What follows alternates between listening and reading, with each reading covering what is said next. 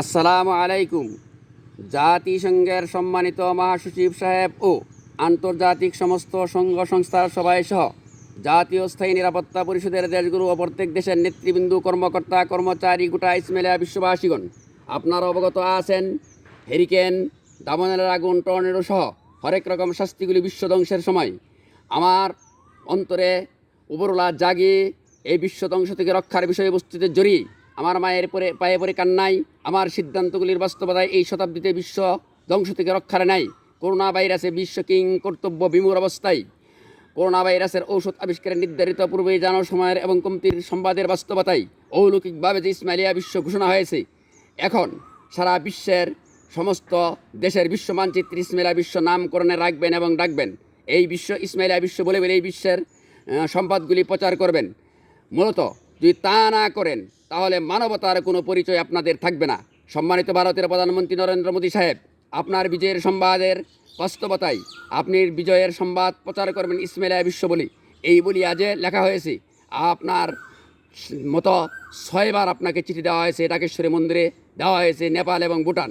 তাহলে 18টা চিঠি আর ডাকেশ্বরী মন্দির সহ এখন বলেন বিশ্বের সমস্ত ঠাকুর সাহেবরা, আপনারা আমার সম্পর্কে পূজার সময় যে 18 বছর যাবৎ যে সংবাদ পেয়ে থাকেন আকাশ প্রতিকূলের বড়দিনে, তেমনি আপনারা পোপ এবং ধর্মযাজকগণ সহ আমেরিকা, রাশিয়া, ব্রিটেন, ফ্রান্স, ইহুদি এবং নাসারা সংখ্যাগরিষ্ঠ বেশি দেশগুলির নেতারা যে সংবাদ পেয়ে থাকেন বড়দিনে আকাশ কেমন থাকবে, সেই দ্বারা সমস্ত পোপ এবং ধর্মযাজকগণ সহ সমস্ত বিশ্ব নেতারা যেমনি আমার হয়েছেন, তেমনি বৌদ্ধরা বসন্ত উৎসবের সময় কোন বছর রৌদ্র থাকবে সেই বাস্তবতায় সমস্ত ভিক্ষু এবং চীনের প্রেসিডেন্ট সহ সমস্ত বৌদ্ধ সংখ্যাগরিষ্ঠ দেশের সরকারগণ আমার, তেমনি করিয়া সমস্ত মুসলমানরা কাবার বৃষ্টি হবে, হইল বন্যা, মিনার পরে কিছু হাজি মারা যাবে, 10,000 হাজি মারা যাওয়াই এই বিশ্ব ধ্বংস থেকে রক্ষার বিষয়ের সুস্পষ্টতায়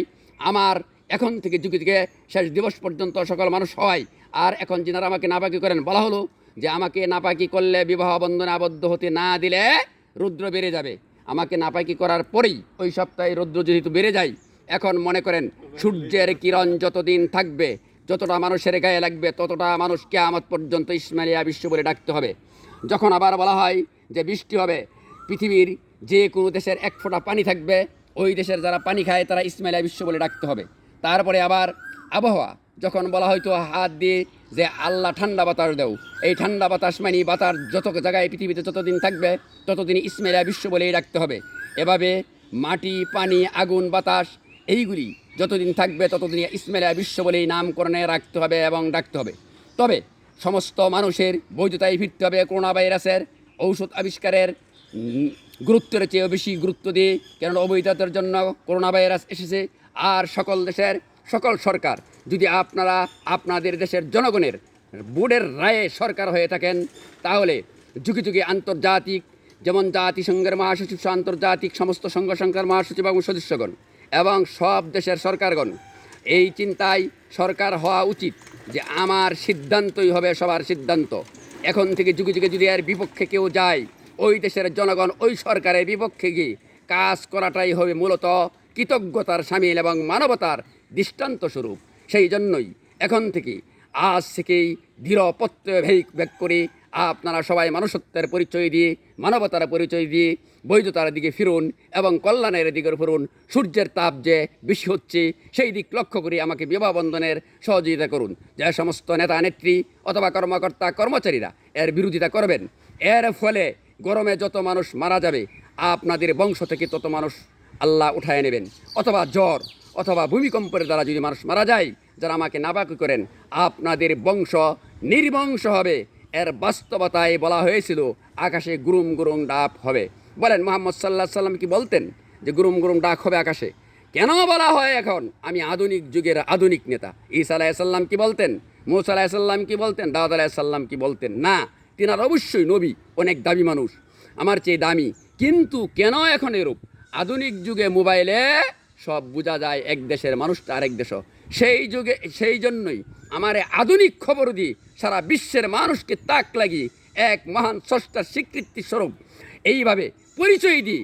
মহান উপরওয়ালা তিনি সবার উপরে থাকেন সেই সাক্ষী দেওয়ার জন্য।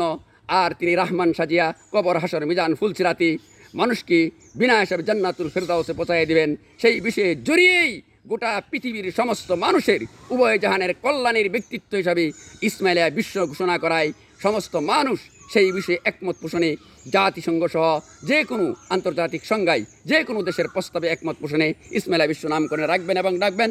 সব দেশের সাংবিধানিক আইনের সাথে আমার আইনগুলি সংযোজন করবেন এবং সব বিশ্ববিদ্যালয় আইনগুলোর পিএইচডি করেই এই সব আন্তর্জাতিক সংঘ সংস্থার সদস্য থাকতে হবে, অন্যথা নাই।